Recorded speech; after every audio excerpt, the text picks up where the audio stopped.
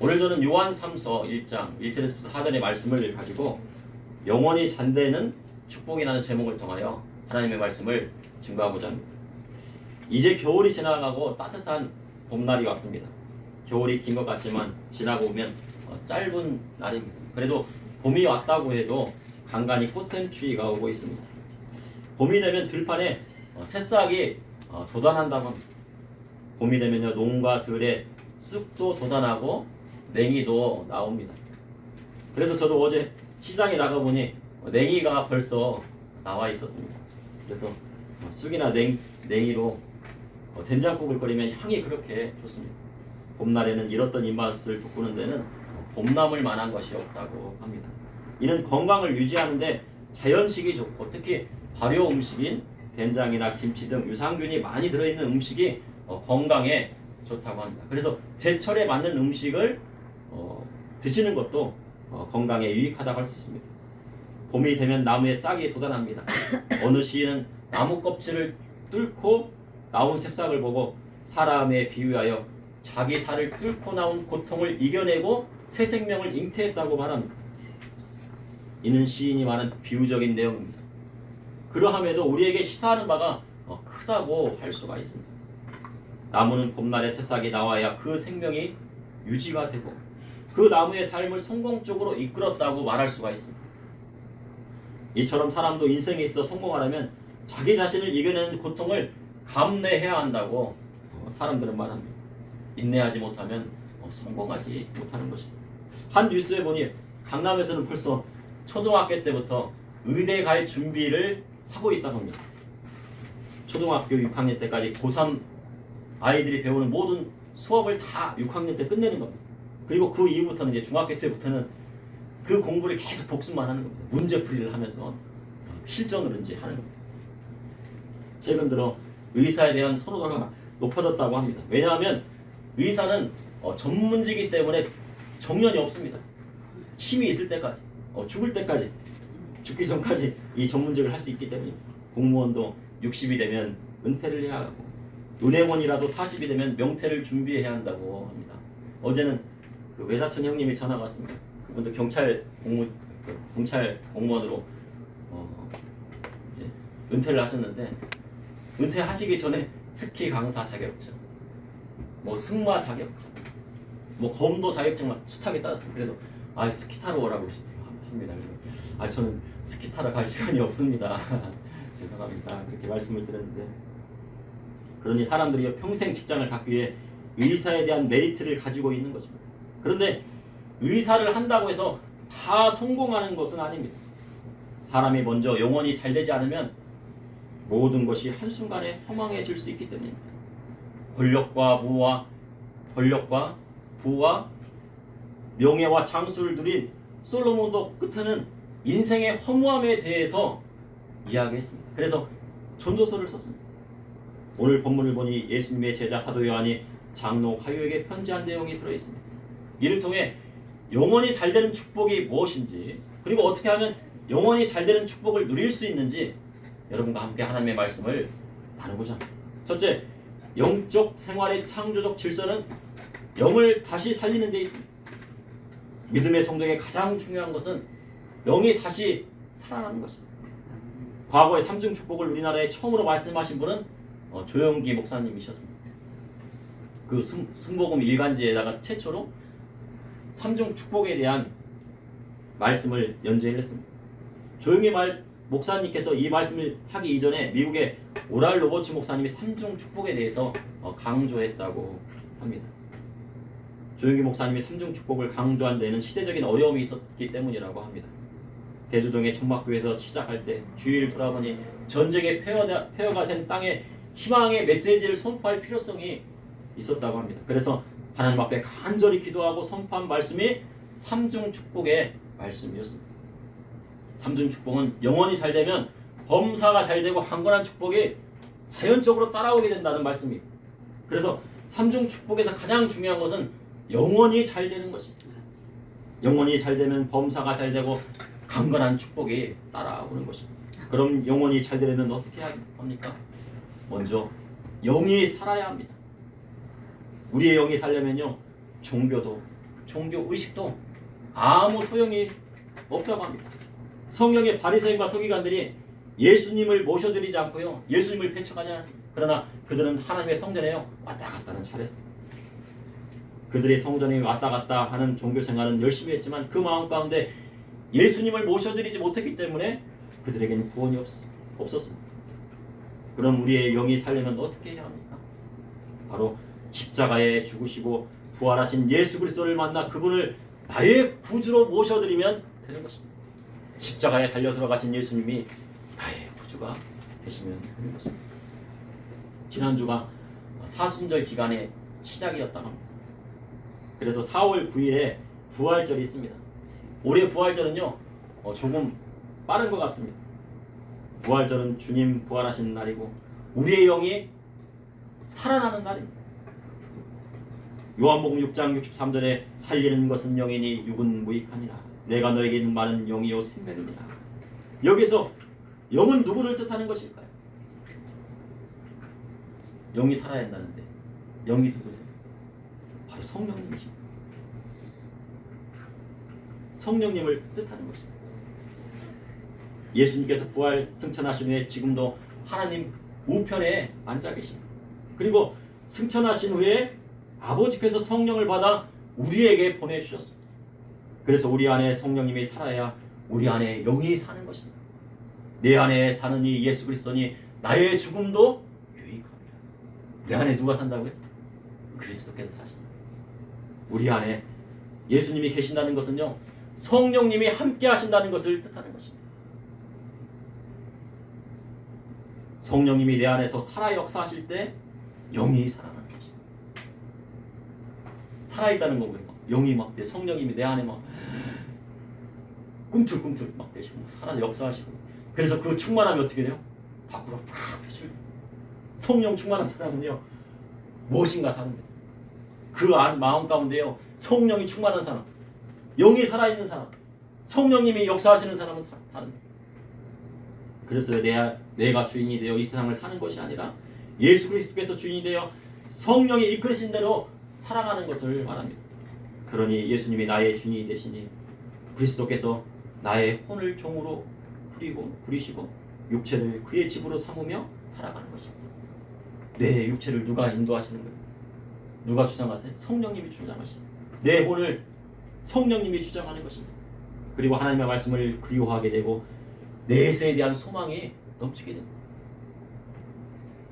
또한 기도로 하나님과 교통하고 하나님께 감사와 찬양을 드리며 늘 하나님의 임재를 느끼게 되는 것입니다. 그러니 영이 살아나면 삶의 방향과 가치가 달라지게 되겠습니다. 이로써 하나님이 삶의 원천이 되시며 생활의 기적이 나타나는 창조적인 삶을 누리게 된다는 것입니다. 그러면 영이 살아나는 방법은 무엇일까요? 내 안에 영이 살아나야 돼. 영이 살아나는 것은 무엇일까요? 영이 살아난다는 것은요 성령님이 나의 인생의 주인이 되신다는 겁니다. 우리 성도님들의 주인은 누구십니까? 그래서 인생의 키를요 예수님께 맡기는 겁니다. 내 인생이 배라고 하면은 그 키를 예수님께 맡겨드리는 거예요. 예수님께서 운전하시는 대로 가는 겁니다. 1912년 4월 14일에 타이타닉호가 침몰되었다고 합니다. 부활주간이 지난 다음에 4월 14일에 4월에는요 큰 배들이 많이 침몰했다고 합니다. 그래서 어느 시인은요 4월을 잔인한 달이라고 했습니다. 그런데 이 잔인한 달은 배신의 계절이다라고 해서 시인들이 그렇게 얘기를 했지만 또 역사적으로 봤을 때는 4월에 사건들이 많이 있었습니다. 배가 침몰한 원인이 무엇일까요? 많은 원인이 있지만요 선장이 배를 잘못 조정하면요 배가 침몰될 수 있고 선장이 순간적인 판단착오는 대형 인명사고로 이어지게 된다고 합니다. 타이타닉호가 침몰한 것은 빙산과 충돌했기 때문이라고 합니다. 빙산을요 너무 늦게 관측한 나머지 450m 앞에서요 조그마한 무언가를 본 거예요. 근데 그게 뭐냐면 높이 20m의 빙산이었습니다. 근데 그 밑에는 뭐예요? 더 더 큰 막 그 빙하 조각이 막 딱 떨어져요. 그런데요 실수로 이 쌍안경을 보관해두는 그 키를 놓고 왔답니다. 이 관측하는 빙산을 관측하면 뭐 해야 돼요? 이 쌍안경으로 다 봐가지고 멀리 있는 걸 관측해야 되는데 쌍안경을 그 보관하는 키를 놓고 온 거예요. 그러니까 이게 잘 볼 수가 있어요. 근데 그것이 원인이라고 볼 수는 없지만 그래서 쌍안경 키를 보관한 키를 놓고 온 것이 또 첫 번째 실수예요. 그래가지고요 빙산을 다 하는데 그거를 정면으로 충돌할 수는 없잖아요. 그러니까 이 배를 이끌어가는 이제 항해사가 다 어떻게 하면 빙산을 보니까 안 되겠다. 정면 충돌하면 다 죽을 수 있으니까. 근데 어떤 또 전문가는 충돌하는 것이 더 좋았을 것이라고 생각을 합니다. 그러나 이 항해사의 판단은요 스치듯이 지나가자. 늦었다. 그러니까 빙산이 다 늦어가지고 딱 옆을 스치듯이 지나갔어. 그래가 배가 이제 쫙 갔죠. 근데요 그 순간에요 배가 막 흔들린 겁니다. 그런데 그 당시 선장이요 선장실에서 쉬고 있었답니다. 선장실에서 막 배를 막 운전하는 것이 아니고 선장실에서 쉬고 있었어요. 그래서 막 배가 막 충돌하고 흔들리니까요 선장은 급히 조타실로 향했습니다. 그런데 처음에는 큰 위협을 느끼지 못했다고 합니다. 사람들은요 막 빈상조간이 막 배 위에 올라가니까 막 빈상조간이 배에 올라가니까 그 얼음 가지고 막 하키도 하고 축구도 하고 막 난리가 난 거예요. 야, 웬 얼음이야 하면서요. 그런데요 타이타닉호를 보수하는 담당하는 선원이요 배의 누수가 심각하다는 것을 조타실에 긴급하게 보고를 합니다. 배에 물이 들어오기 시작합니다. 그 옆에가 이제 배 옆구리가 막 찢어진 거예요. 쭉 찢어졌어요. 그러니까 막 물이 들어오기 시작했어요. 그런데요 이 배에는요 구명정이 턱없이 부족했다고. 구명정만 충분히 있었다면 그 사람들을 다 구조할 수 있었을 텐데 그리고 또 사전에 이 빙산 조각들이 막 떠다닌다는 것을 이제 경고를 했다고 합니다. 그런데도 뭐 그런 거 가지고 뭐 평상시에 그런 일이 있었지 그러면서요 이렇게 넘어갔다고 하는 현재. 그래서 인명피해가 그렇게 심각했어요. 우리의 인생도 마찬가지입니다. 우리의 인생의 키를 누가 맞느냐에 따라요 삶이 달라지는 거죠. 그럼 우리의 인생의 키를요 주님께 맡기려면요 어떻게 해? 우리 인생을요 내가 운전한다고 막 내가 선장이 돼가지고 막 키를 막 운전하면요 인생의 고난과 환란을 이겨낼 수가 없어요. 그래서 누구한테 맡게 돼? 주님께 맡게 되고 성령님께 맡게 돼. 그러면 인생의 길을 주님께 맡기려면 어떻게 해야 합니까? 바로요 우리의 혼을 깨트리는 훈련을 해야 합니다. 혼을 깨트리지 않으면 우리 인생의 주인이 예수님이 될 수가 없고 성령님이 될 수가 없습니다. 그래서 요한 3서 1장 2절에 영혼이 잘된 가치에서 영혼은 소울을 말하는 것입니다. 그런데 소울은 사람의 혼을 뜻하는데 혼이란 다시 말해 쉽게 말해서요 사람의 마음이나 생각을 말하는 것입니다. 쉽게 다시 한번 말씀드리면 마음을 깨뜨리고 주님 앞에 나가지 않으면 성령님이 우리를 이끄실 수 없다는 것입니다. 요한계시록에 나오는요 7교회 중에서 부요한 교회가 있었어요. 지난번에 작은 능력교회가 있었고 작은 능력교회는 빌라델비아 교회고 부요한 교회는 있었는데 라우디아 교회였는데 예수님께서 그 라우디아 교회 문을 두드렸는데 그들은 문을 열지 않았다고 합니다. 그래서 문 좀 열어줘라. 문이 열리지 않는 게 왜 그러는 거예요? 마음을 깨트리지 않아요. 생각을 깨트리지 않아요. 하나님의 말씀으로서 내 생각을 깨트리지 않고 성령님의 생각으로 나의 삶을 깨트리지 않으니 주님께서 들어가실 수 없었습니다. 성경에 보면 마음이 깨트리기까지 오랜 시간이 걸린 사람들이 있었습니다. 그 대표적인 인물이 야곱입니다. 야곱의 이름은 형의 뒤꿈치를 잡았기 때문에 야곱입니다. 쉽게 말해서 사기꾼이라고 하는 뜻입니다. 야곱은요 형을 속이고요 팥죽 한 것으로 장자의 명분까지 빼앗을 정도니까 그렇게 하면 인생이 잘 될 줄 알았어요. 아버지 이삭까지 속입니다. 그래서 아버지 축복 기도만 받으면 모든 것이 해결될 것이라 생각했는데 그러나 그 결과는요 개나리 보찜 하나 들고요 고향 땅에서 떠나 외삼촌 밑에서 20년 동안요 죽도록 고생했습니다. 정말 뼈가 빠지도록 일했습니다. 외삼촌한테 속은 거죠. 그래도 하나님께서 그에게 축복을 하셔서 그래도 거부가 되어서요 이 바다나마라놈을 나오는데도요 그의 마음이 깨어지지 않았어요. 그의 혼이 깨어지지 않았어요. 그러다가 그의 혼이 깨어진 곳이 어딥니까? 약복 나루터였습니다. 약복강 근처에 이 약복 나루터에서 나엘, 레아 뭐 아들들 다 보내놓고요. 자기만 혼자 남아가지고 거기서 누구하고 씨름해요? 하나님 것입니다. 하나님의 천사가 밤새 씨름합니다. 그리고 환도뼈가요. 의결된 고통이 일어나자 그의 마음이 깨어지고 진정으로요. 하나님께서 그에게 축복하신 것입니다. 그 축복이 바로 야곱의 이름이 이스라엘이 되는 것입니다. 야곱이요 이스라엘이라는 나라와 민족을 일으키는 이름이 되었다는 것입니다. 그리고 출애굽기를 보면요. 아므람이 요게벳에서 낳은 아들 모세가 나옵니다. 요게벳은 석 달 동안 아기를 숨겼다고 더 숨길 수 없게 되어 갈대 상자에 담아 물에 띄웠습니다. 그런데 바로의 딸에 의해 발견되고 공주의 아들이 되어 40년 동안요 왕자 생활을 하면서요 애굽에 있는 모든 정치, 사회, 경제, 문화 모든 것을 다 배웠어요. 지금으로 따지면 뭐 서울대 나오고 서울대 석사 나오고 또 박사 나오고 또 하버드에 유학까지 갔다 옵니다. 야 그러면 쓰실만 하잖아요. 그런데요 모세는 자기가 주인이 되어 자기 뜻대로 이스라엘 백성을 구원하려 했습니다. 그러나 그는요 애국 관리를 죽인 살인자가 되어 미디안이 광야로 쫓겨나서 40년 동안 훈련을 받았습니다. 얼마나 외로운지 그 방에 뭐가 막 있어요. 양만 있잖아요. 네.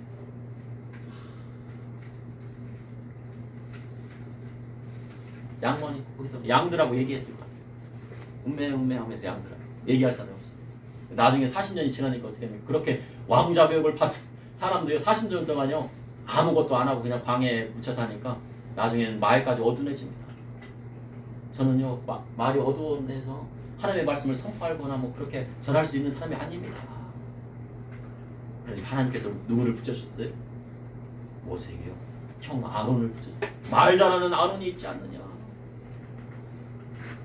그렇게 깨어져서 하나님께서 그를 세워주신 것입니다. 신약시대의 사울은요 다메섹으로 예수님 믿는 자를 잡아 죽이려고 다메섹으로 가던 중 한상 중에 예수님을 만나고 인생이 확 꼬꾸라졌어요. 인생이 확 고꾸라지신 적이 있으십니까? 사울이 그랬습니다. 하나님 앞에 자기 생각이 완전히 틀렸다는 것을 깨닫게 되었습니다. 그렇게 사람들의 손에 이끌려 사울이 아나니아에게 안수받고 눈을 뜨고 성령 받고 복음을 외쳤지만 자기 뜻대로 하려니 할 수 있는 것이 하나도 없었어요. 그래서요 그가요 14년간의 혹독한 훈련을 받았어요. 그리고 나서야 전 세계를 나가 복음을 전파하기 시작했어요. 이처럼 우리의 영혼이 잘 되기 위해서는요 믿음과 인내로 기다려야 하는 거죠. 현대인의 성경을 보면요 로마서 5장 3절에서 4절 이것뿐만 아니라 우리가 고난 중에서도 기뻐하는 것은 고난은 인내는 연단을 이라고 이제 번역을 하지만 이 현대인의 성경에는 연단된 인격을이라고 번역을 합니다. 연단이라는 것은 연단된 인격이라는 거예요. 연단된 인격은 희망을 갖게 한다는 것을 알기 때문에 하고 번역하고 있습니다. 혼이 깨어진다는 건 뭐예요? 연단된 인격을. 저도 오늘 예배 시간에 예배 들으면서요. 내 마음이 이렇게 깨어지지 않는다. 왜 제 마음이 성령님과 함께하지 못하고 성령님께서 내 삶을 주장하지 못하는가? 이런 마음으로 제가 이 강퇴사에 있어서 우리 성도님 앞에서 제 말씀을 전한다고 하면은 이것이 합당한 것인가? 합치 않은 생각이었습니다. 다시 말해요. 마음이 깨어진다는 것은요. 연단된 인격을 갖는다는 것입니다. 바로 우리의 인격이 예수님의 인격을 갖고 예수님의 성품을 닮아간다는 뜻이 되는 것입니다. 그러면 영적 생활의 창조적 질서는요. 영을 다시 살리는 것입니다. 둘째, 영원히 살되는 축복은 육체의 정욕과 욕심을 십자가에 못 박을 때 오는 것입니다. 십자가의 길과 순교자의 길을 가는 것은 오직 우리가 육을 제어할 수 있고 오직 십자가에 못 박는 일밖에 없습니다. 어느 교회의 수련회 갔더니요. 우리의 육체를 십자가에 못 박아야 한다고 진짜 나무 십자가를 준비하고 십자가에 못을 박았습니다. 저는요 옛날에 경험이 있었는데 십자가에 목사님께서 십자가를 자꾸 이제 여기다 못 박아야 된다고 그러니까 장로님이 반대를 하신 거예요. 어떻게 이 나무 십자가에 못을 박을 수가 있습니까? 예수님이 십자가에 못을 박은 것이 되는 것입니다. 근데 목사님은 아니야, 우리의 죄를 이 십자가에 못 박아야 돼. 그래서 나중에 이제 둘이 갈라지시더라고요.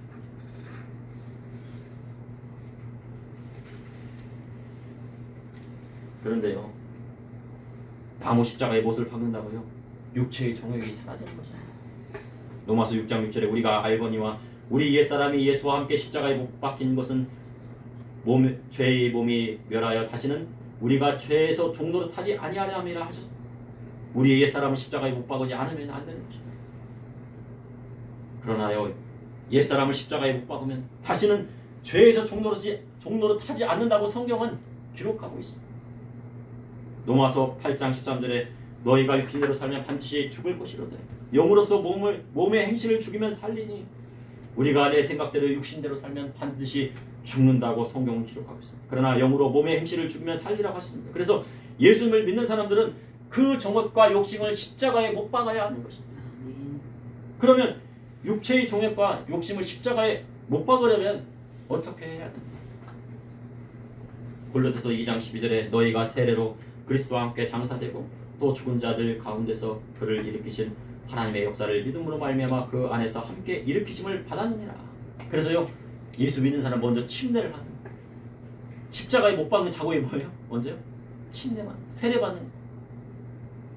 우리의 육체의 정욕과 욕심을요, 십자가에 못 박아 버리는 거죠. 침례는 단지 물속에 들어가 나오는 행위로 끝나는 것이 아니라 말씀으로 거듭나고 감격과 감동으로 행하며 그리스도를 만나게 되는 것을 뜻하게 되는 것입니다.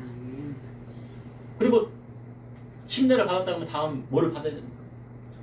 성령 침례, 성령 세례를 받아야 됩니다. 성령 세례는 받아도 되고 안 받아도 되는 것이 아니고요.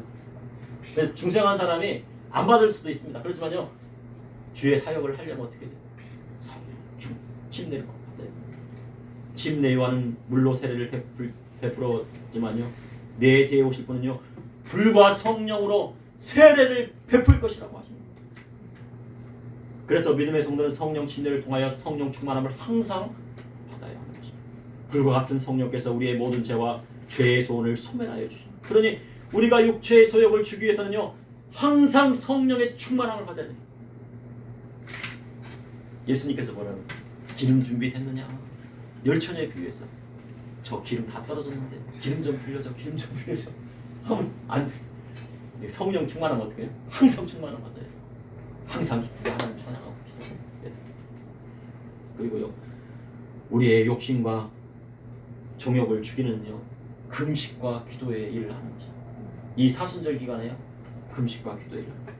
인간의 기본적인 욕구인 음식을 멀리하면 주 앞에 엎드려 금식할 때 육체의 정욕은 산산조각나고 정욕도 사라지는 것입니다. 그러나 너무 막 심하게 금식하면 건강을 잃을 수가 있습니다. 우리 어르신들은요, 그래서 금식도 지혜롭게 하셔야 돼요. 그런데 인간의 육은요, 한 번에 죽지 않습니다. 그래서 사도 바울은요, 날마다 죽는다. 나는 날마다 죽는다. 예수님의 십자가의 앞에서 나는 날마다 죽는다. 우리가 날마다 기도로서 이 세상의 정욕과 욕심을 죽여야 합니다. 그리할 때 주 안에서 날마다 새롭게 되는 역사가 일어나게 되는 것입니다. 그러므로 영원히 살리는 축복은 육체의 정욕과 욕심을 십자가에 못 박을 때 오는 것입니다. 셋째, 영원히 살리는 축복은 성령님과 동행하는 생활에서 온다고 할 수 있습니다. 성령님과 동행하는 생활을 하려면요, 날마다 성령님을 의식해야 됩니다. 성령님 안녕하시죠? 지난번에 성령님은 어떤 분이시라고요? 인격적인 하나님이시다 라고 했습니다. 인격적으로 대화해야 된다. 성령님 이것 줘, 저것 줘, 이렇게 하면 안 됩니다. 성령님 평안하시죠? 내 마음 가운데 계시죠? 예수님 제 마음 가운데 계시죠?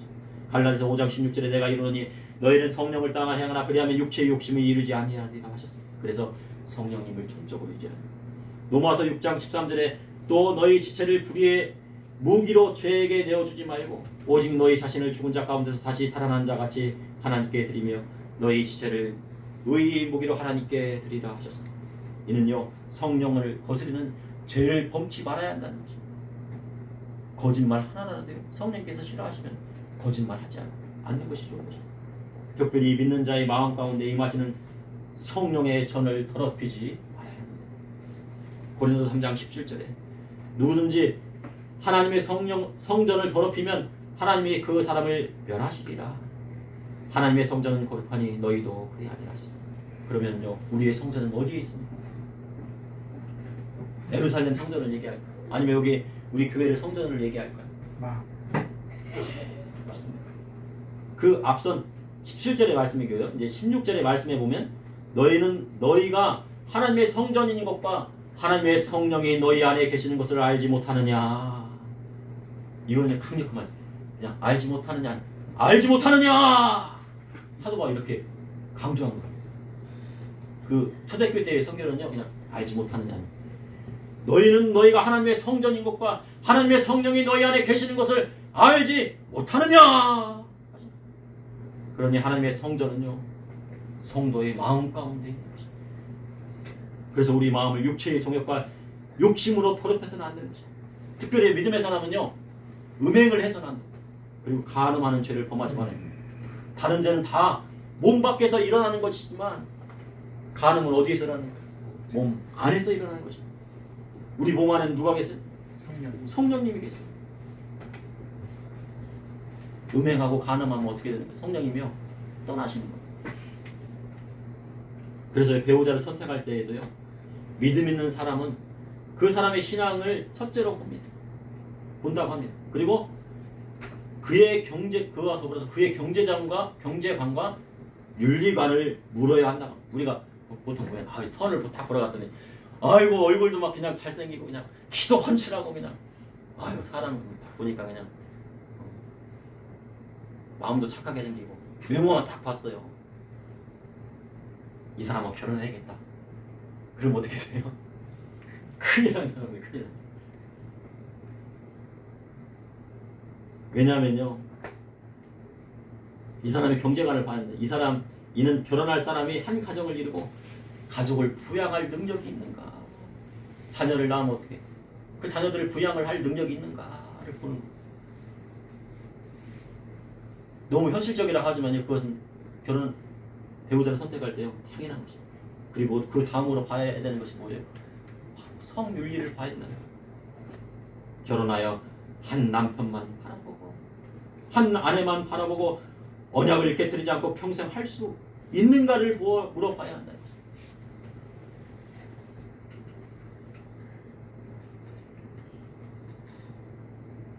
그리할 때요, 건강한 가정이 이루어지는 거죠.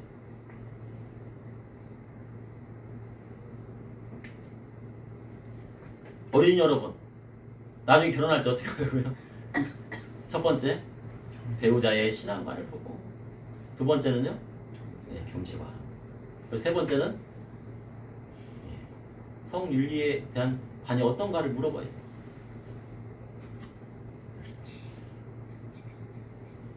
에베소 4장 30절에 하나님의 성령을 금신하게 하지 말라. 그 안에서 너희가 구원의 날까지 인치심을 받았느니라 하셨습니다. 구원받는다는 증거가 무엇입니까? 바로요, 우리가 구원받게 되면 성령님께서요, 인치시는 거예요. 어떤 데서는 우리 교회에 나와야지 인치 받는 거야. 그러면 아유 이단이구나 생각해요. 인치는 건 누가 하시는 거예요? 성령님께서 인치. 예수님을 믿음으로 인침받는 거예요. 예수님 믿음에 성령의 인침을 받게 됩니다.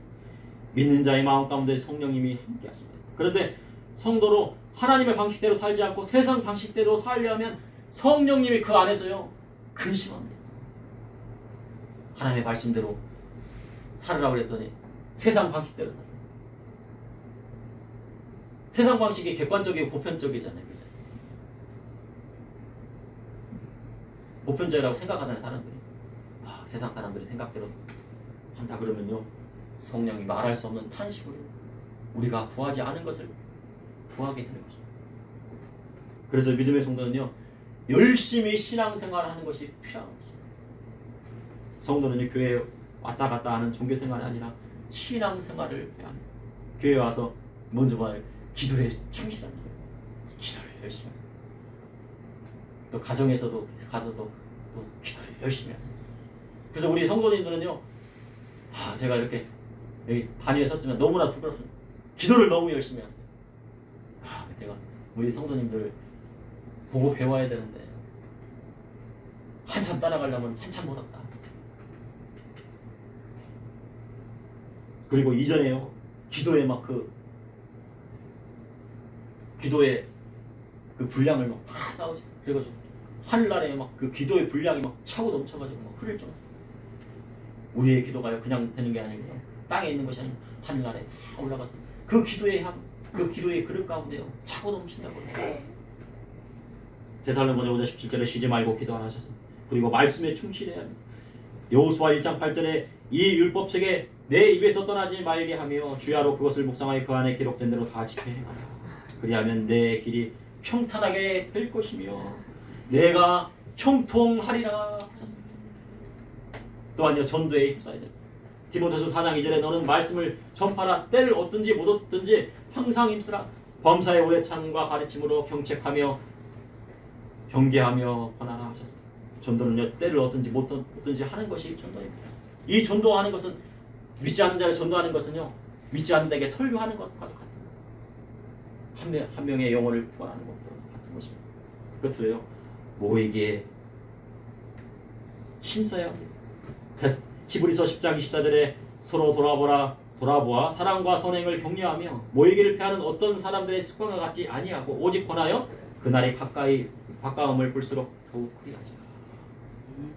지금 막 인플레이션 오는데 왜 인플레이션 온 겁니까? 많은 원인이 있지만요, 코로나의 원인도 있지만 전쟁 때문에 그렇다고 했어요. 전쟁을 하니까 유럽에서요 에너지가 없어요. 이 석유가 막 러시아에 가면 싼 막 가스란 막 석유가 있고 막 유통이 되잖아요. 전쟁이 오다 보니까 이 에너지가 막 안 되니까, 이 공급이 안 되니까 인플레이션이 오게 됩니다. 그런데 말수록 가면 갈수록 어떻게 됩니까? 전쟁은 더 빈번하게 일어나고 그 주기도 짧아진다는 거 아닙니까? 그래서요, 그날이 가까이 옴을 볼 때마다 모이게 힘쓰라겠습니다. 요즘 최근 이슈가 되는 거예요. 에즈베리 대학의 부흥운동이 이슈가 되고 있습니다. 이 에즈베리 대학에서의 채플이 있습니다. 대학교에서 예배를 드리는 채플이 있어요. 교회가 아니고 뭐 기도원도 아니고 부흥회를 하는 것도 아닌데요, 대학생들이 자발적으로 24시간 동안 계속 찬양과 기도를 끊이지 않고 하는 거예요. 그런 것이요, 며칠을 막 계속 연다든가. 그 쉽지 않은 일이거든요. 대학에 있는 교회에서 그렇게 기도와 찬양이 이루어진다는 것이요. 그런데 그런 찬양과 기도가 이루어지고요, 대학교뿐만 아니고 중학교의 채플, 중학생들이 또 그 교회에 있는, 학교 교회에 있는 채플에서 또 24시간 동안 하는 것이고 끊이지 않고. 이게 바로 무슨 역사입니까? 늦은 비의 역사. 예수님이 오시기 전에 재림하시기 전에 무슨 비의 역사를 주신다고 했어요? 늦은 비의 성령의 역사를 주시겠다고. 성령 감림절에 내린 역사는 이른 비의 역사고, 지금 내리는 성령의 비는요, 늦은 비의 역사. 그래서요, 우리 교회도 성령 충만한 이 늦은 비의 역사에 참여를 해야 돼요. 에즈베리 부흥이 일어났던 것처럼 우리 교회도 그런 부흥이 일어나야 돼요. 그래야 할 때요, 그래야 하는 모이게 힘쓸 때 성령님께서 강력하게 역사하시는 것입니다. 그러면 영원히 잘 되는 축복은 성령님과 동행하는 생활에서 하나님이 우리의 모든 영혼이 잘 되길 원합니다. 우리의 생활도 영이 잘 되는 것이 우선입니다. 영혼이 잘 돼야 범사가 잘 되고 강건한 축복이 오게 되는 것입니다. 그래서 영혼의 문제가 모든 것의 기초가 되는 것입니다. 그러므로 영적 생활의 창조적 질서는 영을 다시 살리는 것이에요. 그리고 영혼이 잘 되는 축복은 육체의 정욕의 욕심을 십자가에 못 박을 때 오는 것입니다. 또한 영혼이 잘 되는 축복은 성령님과 동행하는 생활에서 오는 것입니다. 잠시 기도하시겠습니다. 사랑해 주님, 오늘도 감사합니다. 이렇게 주님 말씀을 통하여 영혼이 잘 되는 축복에 대해서 말씀하셨사옵니다. 우리의 안에 계시는 우리 성령님, 아버지여 살아 역사하시는 성령님 함께하여 주셨습니다. 우리 인생의 주인이 되어주시고 우리 인생의 선장이 되어주시고 우리의 인생의 길을 주관하여 주시옵소서. 그래야 해서 우리의 영이 살아나게 해주시고 우리 영혼이 잘되게 하여 주셔서 범사가 잘되고 강건한 놀라운 축복이 일어나게 해주시고 질병이 떠나가는 놀라운 기적 역사가 일어나게 해주시고 신의 역사가 일어나게 해주시고 원수마귀가 한 길로 왔다 10길로 물러가는 놀라운 기적 역사가 일어나게 해주시고 가정 가운데 축복이 일어나고 형통한 길이 일어나는 놀라운 기적이 일어나게 하여 주시옵소서.